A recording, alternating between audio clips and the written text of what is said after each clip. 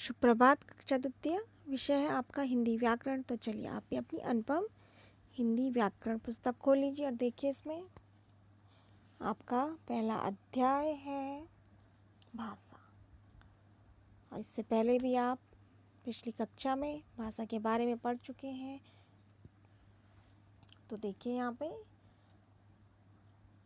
लिखा है, नीचे दिए गए चित्रों को ध्यानपूर्वक देखिए तथा समझिए। तो यहाँ पे भाषा के बारे में चित्रों के माध्यम से बताया जा रहा है। तो यहाँ पर देखो, सबसे पहले चित्र में है दो बच्चे हैं जो आपस में क्या है, बात कर रहे हैं। तो एक बच्चा कह रहा है कि अरे तुम यहाँ कैसे। तो जब कोई हमें काफ़ी समय बाद दिखता है तो हम भी कहते हैं ना इस तरह से कि अरे तुम यहाँ कैसे। तो फिर दूसरा बच्चा कह रहा है कि मैं अपने मित्र के घर गया था। तो यहाँ पर क्या कार्य हो रहा है, यहाँ पे भाषा को किस तरह से प्रकट किया जा रहा है। यहाँ पे भाषा को बोलकर और सुनकर व्यक्त किया जा रहा है। फिर है, किसी नगर में एक व्यापारी रहता था। तो यहाँ पे एक छोटी लड़की इस तरह से कहानी सुना रही है।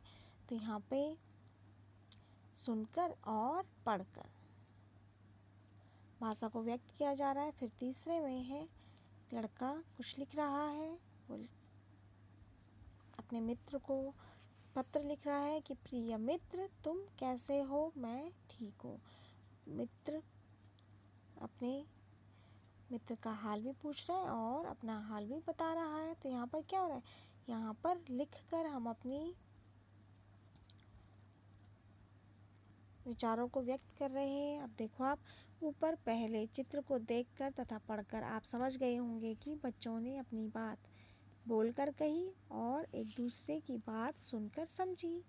दूसरे चित्र में लड़की ने कहानी पढ़ी और उसके छोटे भाई ने सुनकर समझा।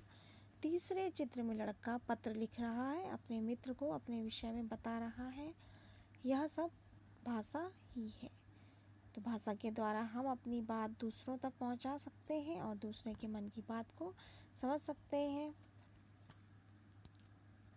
मनुष्य की ही भांति बच्चों, पशु पक्षी भी अपनी भाषा में क्या करते हैं, अपने भावों को प्रकट करते हैं, विचारों को प्रकट करते हैं। अब नेक्स्ट पेज में देखिए आप, भाषा का प्रयोग। भाषा का प्रयोग चार प्रकार से होता है, बोलकर, लिखकर, पढ़कर और सुनकर। तो पहले चित्र में क्या हो रहा है, बच्ची अपनी मम्मी से कुछ बोल रही है। दूसरे चित्र में देखो लिखा हुआ है, जब आप किसी बाग बगीचे में जाते हैं तो वहाँ बोर्ड पे लिखा रहता है अधिकांशतः कि फूल तोड़ना मना है। तो यहाँ पर लिखकर और यहाँ पे पढ़कर, यहाँ पे बच्चा कुछ पढ़ रहा है और फिर इसमें चौथे में है सुनकर। दादाजी कहानी सुना रहे हैं, बच्चे उसे सुनकर समझ रहे हैं। तो यहाँ पर देखो आप, ऊपर दिए गए चित्रों में से ये सब अलग अलग प्रकार से अपने मन के भाव तथा विचारों को प्रकट कर रहे हैं। बोलना, सुनना, लिखना और पढ़ना, ये सभी कार्य भाषा के द्वारा हुए हैं। भाषा के द्वारा हम अपने मन की बात दूसरों को बता सकते हैं और दूसरे के मन की बात को समझ सकते हैं। तो इस तरह बच्चों, आप भी आज यहाँ तक एक बार स्वयं से पढ़ने का प्रयास कीजिए, समझने का प्रयास कीजिए कि भाषा का प्रयोग हम चार प्रकार से करते हैं, बोलकर, लिखकर, पढ़कर और सुनकर। तो इस तरह आप भी आज यहाँ तक एक बार फिर से पढ़ लीजिए। धन्यवाद बच्चों।